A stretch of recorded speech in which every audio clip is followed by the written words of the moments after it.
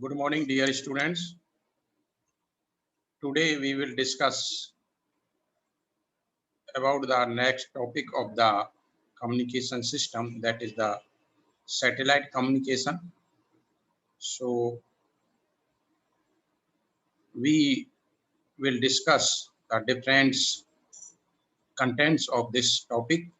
First one is what is satellite and what is satellite communication, satellite architecture, elements for satellite communication, orbit for satellite communication, and evolution of satellite. So these are the some contents of the satellite communications.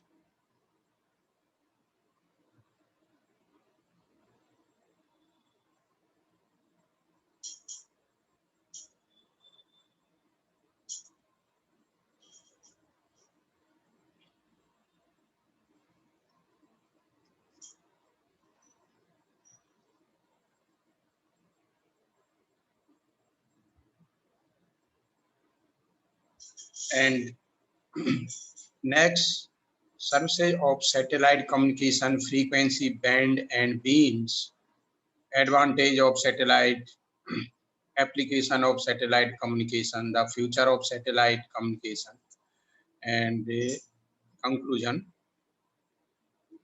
So what is the satellite? Satellite, an artificial body placed in orbit around the Earth to collect information or for communication. So satellite is the artificial body, okay, artificial body placed in orbit around the Earth to collect information, data, and for the communication.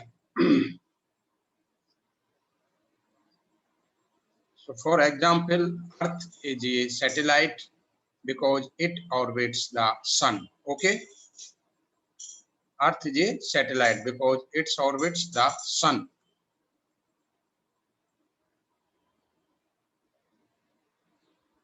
So a satellite communication is a radio relay station in orbit above the Earth. Radio relay station in orbit above the Earth.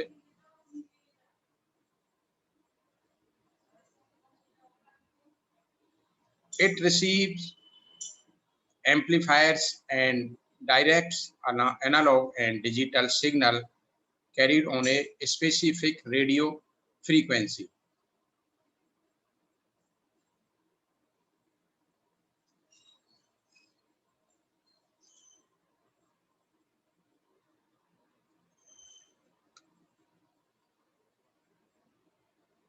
Satellite communication play a vital role in the global telecommunication systems.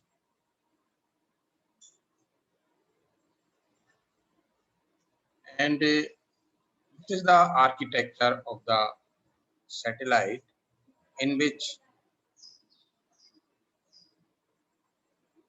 propulsion systems and telemetry, attitude control, commanding, fuel, batteries, power terminal systems, and solar array and solar uh, array here also, and down converter, preamplifier filters, that is the transponder receiver section, and high power amplifier and filters, that is the transponder transmitter section. So also there is uplink and downlink.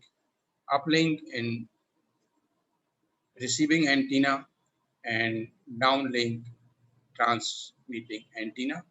So that is the earth station or architecture of the antenna, which have the different units and networks and architectures.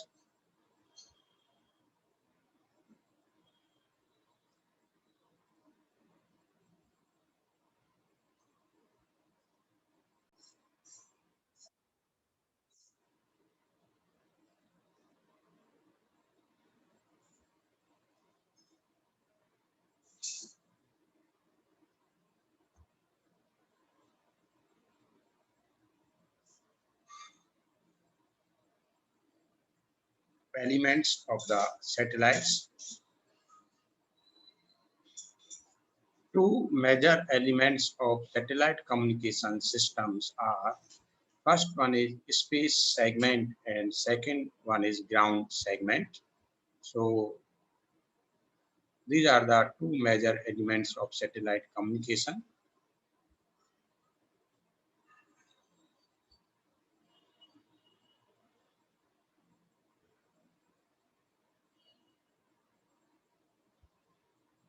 And that is the satellite communication system block diagram, in which there is a user and a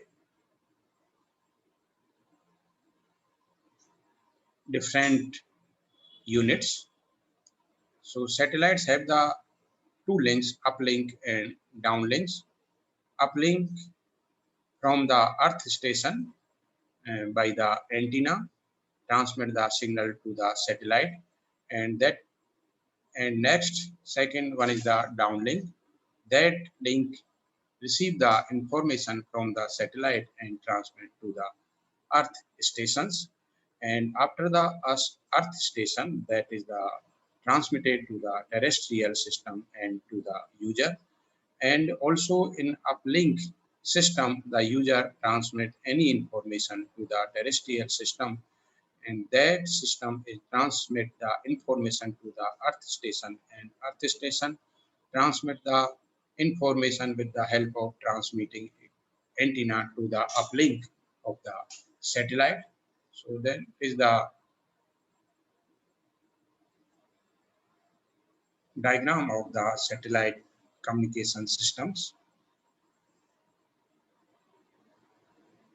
Okay, space segments includes: first one is satellite, and next means for launching satellite, electrical power system, mechanical structure, communication transponders, communication antenna, attitude and orbit control systems. So these are the some space segments. And satellite control center functions. So controls center function tracking of the satellite, receiving data, and eclipse management of satellite. So this is the satellite control center function, and commanding the satellite for station keeping, determining orbital parameters from tracking and ranging data, and switching on and off of different subsystem as per the operational requirements. And next one is the ground segment, consists of first earth stations. So in this picture given here, that is the earth station, and rear word communication links, user terminals and interface, network control center, transmit equipment, receive equipment and antenna system. So these are the ground segment system. Next one is the orbits. So this picture show the orbits.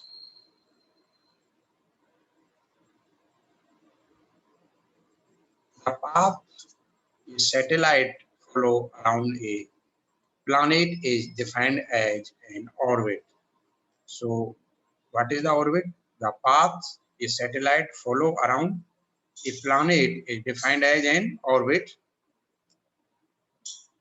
and satellite orbit are classified in two broad categories. First, non-geostationary orbit, NGOSO, and second is geostationary orbit, GSO. So these are the two categories of the orbits.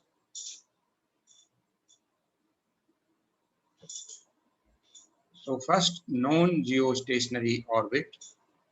In early ventures with satellite communication, use satellite in non-geostationary low Earth orbits due to the technical limitation of the launch vehicle in placing satellite in higher orbits.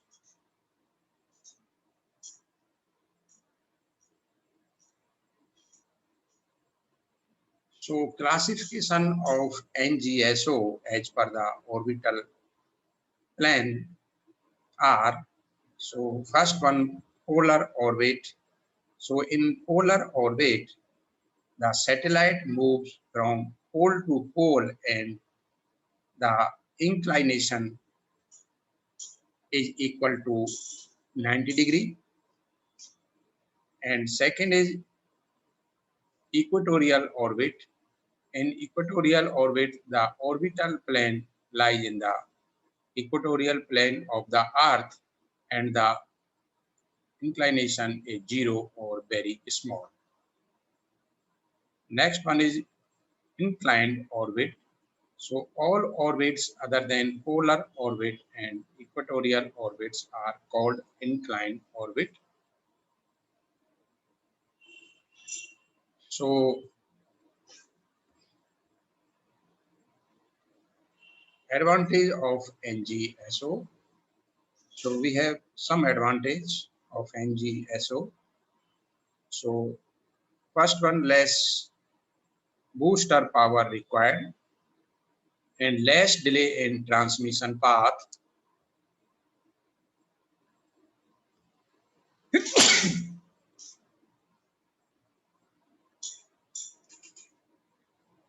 Reduce problem of echo in voice communications and suitability for providing service at higher latitude, lower cost to build and launch satellite at NGSO. So these are the some advantage of NGSO. And we have some disadvantage of NGSO.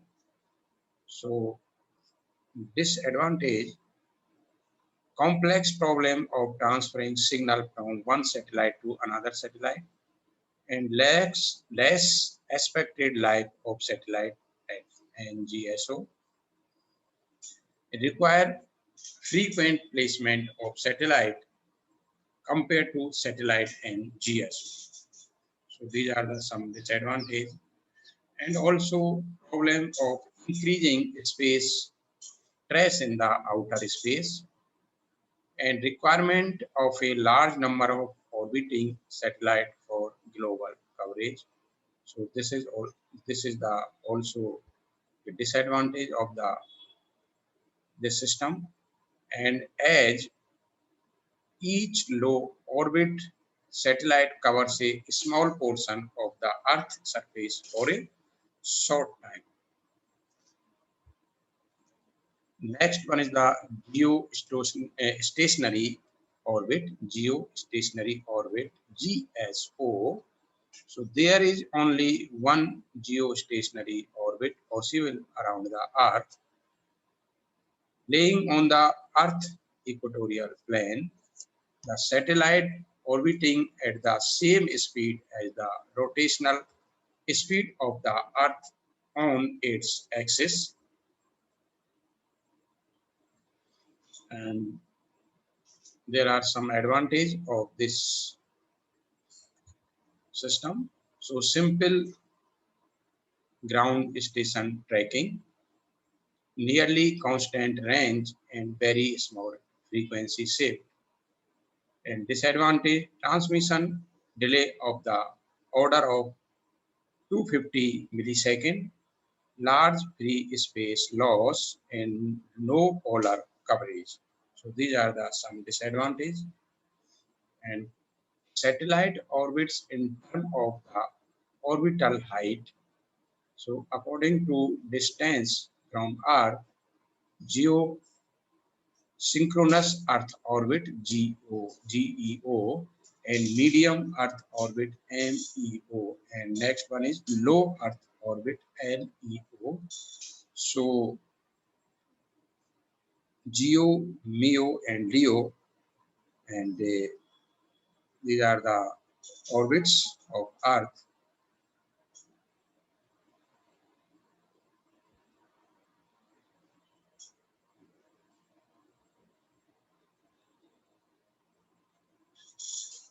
So Geo is the 35,786 kilometer above the Earth. So average distance to Moon is 240,000 miles, and geostationary orbit altitude is the 22,282 miles.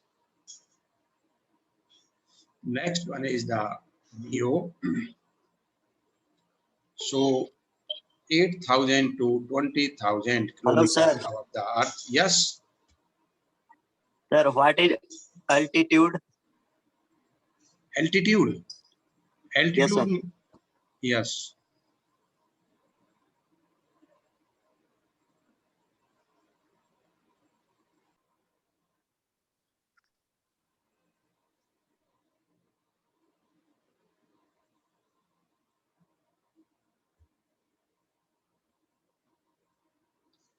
Next one is the Leo. So 500 to 2,000 kilometer above the Earth, and average distance to the Moon, that is 240,000 miles, and low Earth orbital altitude is the 500 to 2,000 kilometers.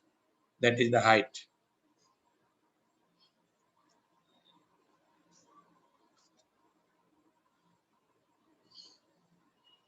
And these are the frequency bands of the different bands, and what is the frequency range and wavelength of that frequency. So first one is the extremely low frequency ELF, which is less than 3 kilohertz frequency range, and wavelength range is the greater than 100 kilometer. And next one band is the very low frequency VLF, which have the frequency range 3 to 30 hertz, and have the wavelength range is 10 to 100 kilometers. Okay, and low frequency 30 to 300 kilohertz, that is the frequency range, and wavelength of this range 1 to 10 kilometer. And next one is the band is medium frequency MF, which have the frequency range 300 kilohertz to 3 megahertz, and have the wavelength range is 100 meter to 1 kilometer. And next band is the high frequency HF, which have the frequency range 3 to 30 megahertz, and wavelength range is the 10 to 100 meters. And next band is the very high frequency BHF, which have the frequency range 30 to 300 megahertz, and they have the wavelength ranges 1 to 10 meters. And next one is the ultra high frequency UHF, and that have the frequency range 300 megahertz to 3 gigahertz, and wavelength is 10 centimeter to 1 meter. And next band is the SHF, super high frequency, and which have the frequency range 3 to 30 gigahertz, and wavelength is 1 to 10 centimeter. And next band is the extremely high frequency EHF, so that have the frequency range 30 to 300 gigahertz, and wavelength is very low, 1 mm to 1 centimeter. So the frequency is increased, so wavelength is decreased. Okay, So these are the some frequency bands which is used for different usage. So first one is the for L band which have the frequency 1.4 to 1.6 gigahertz. That is used for mobile satellite service MSS and narrowband voice and data. Second band is the S band which have the frequency 2.2 to 2.6 gigahertz which used for the digital audio radio service DARS RS. And next band is the C band which have the frequency range 4 to 7 gigahertz and used for fixed satellite service and share with terrestrial. And next band is the X band which have the frequency 8 to 10 gigahertz and used for the FSS government exclusive use. And next one is the KU band which have the frequency 11.7 gigahertz to 14.5 gigahertz. That is used for broadcast service, not share with terrestrial. And next one is the second Q band which have the frequency 12.2 gigahertz to 18.8 gigahertz, which is used for broadcasting satellite service, DTH television, etc. And next one is the K band, KA band, which have the frequency 20 to 30 gigahertz, and that is for broadband service. So these are the some bands and use of that band.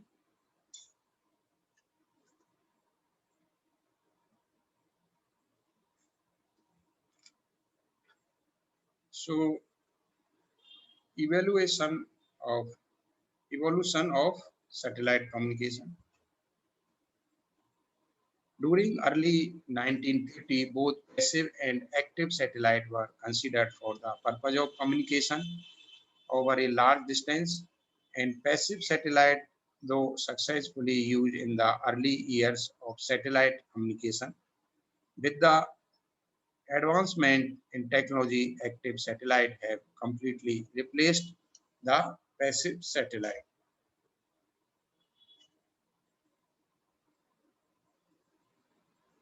In passive satellite, so a satellite that only reflects signal from one earth station to another or from several earth station to several another stations.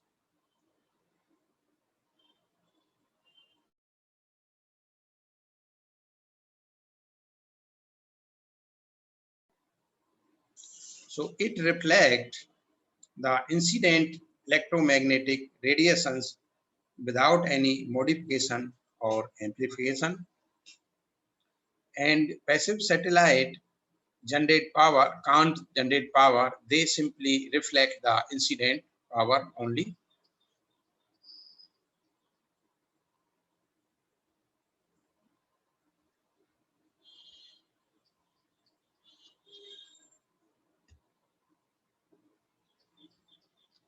And passive satellite, the first artificial passive satellite, ECO first of NASA, was launched in August 1960. So this is the name of the first artificial passive satellite that is launched by the NASA, USA. Disadvantage, so Earth station required high power to transmit signal. Large Earth stations with tracking facilities were expensive. A global system would have required a large number of passive satellite assigned randomly by different users and controls of satellite not possible from ground. Okay. So the large attenuation of the signal while traveling the large distance between the transmitter and the receiver by the satellite was one of the most serious problems. And so these are the some disadvantage of the passive satellite. Next one is the active satellite.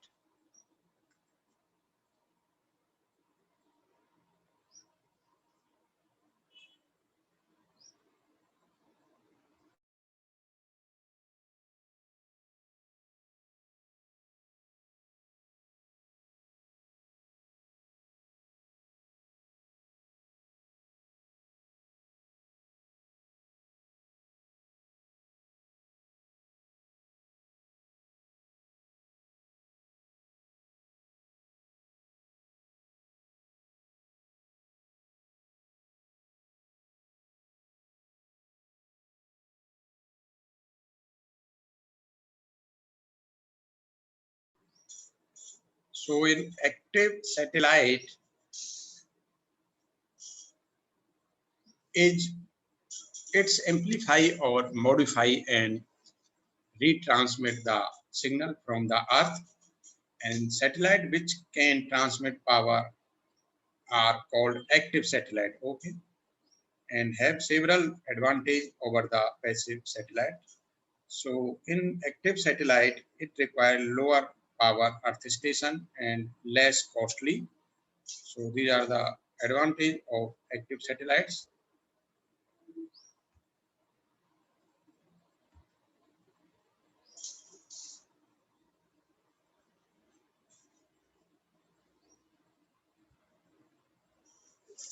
World first active satellite was scored satellite communication orbiting relay equipment launched by US Air Force in 1958, an orbital height of 110 to 900 miles.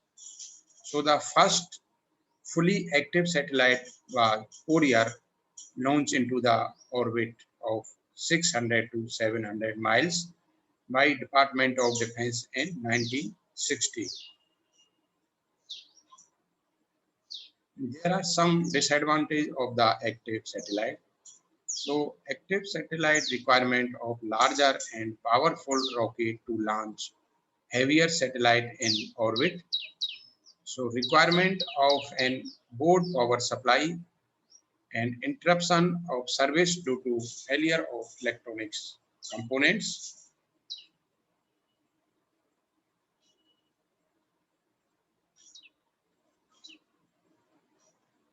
So services of the satellite that have the different satellite communication, one-way link and two-way links.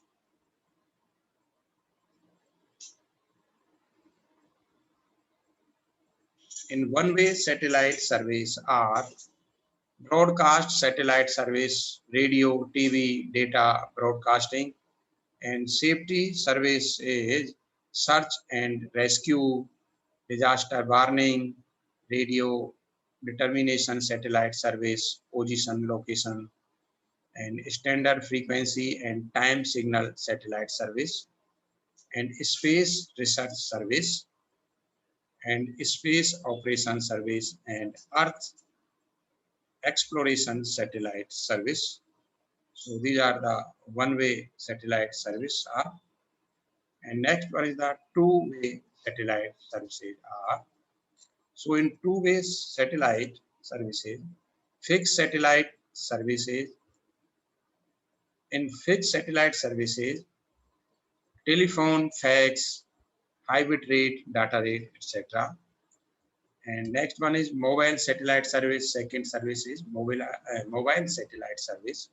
So land mobile, maritime mobile, aero mobile, personal communication, and satellite news gathering and inter-satellite service. So these are the service of two-way satellite. And what is the advantage of satellite communication? So universal satellite communication are available virtually everywhere. And versatile satellite can support all of today communication needs.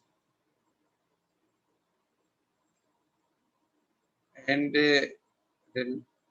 reliable satellite is a proven medium for supporting company communication needs and seamless satellite inherent strength as a broadcast medium makes it perfect and fast since satellite network can be set up quickly. Companies can be fast to market with new service and flexible, expandable, high quality, quick provision of service, mobile and emergency communication suitable for both digital and analog transmission. So, so these are the some advantage of the satellite communication. And what is the application of satellite communication? So the application in telephone, television, digital cinema, radio, internet access, military, these are the some applications of satellite in different fields. And future communication satellite will have more on-board processing capabilities, more power and large aperture antennas that will enable satellite to handle more bandwidth. So the demand for more bandwidth will ensure the long-term viability of the commercial satellite industry well into the 21st century. In addition, other technical innovations such as low-cost, reusable launch vehicle are in development. Further improvement in satellite propulsion and power systems will increase their service life to 20 to 30 years from the current 10 to 50 years. So conclusion of this topic, by going through the above slides, we come to know that satellite is mostly responsible for telecommunication transmission, reception of television signals, weather from forecasting, weather forecasting, which is very important in our daily lives. So thank you.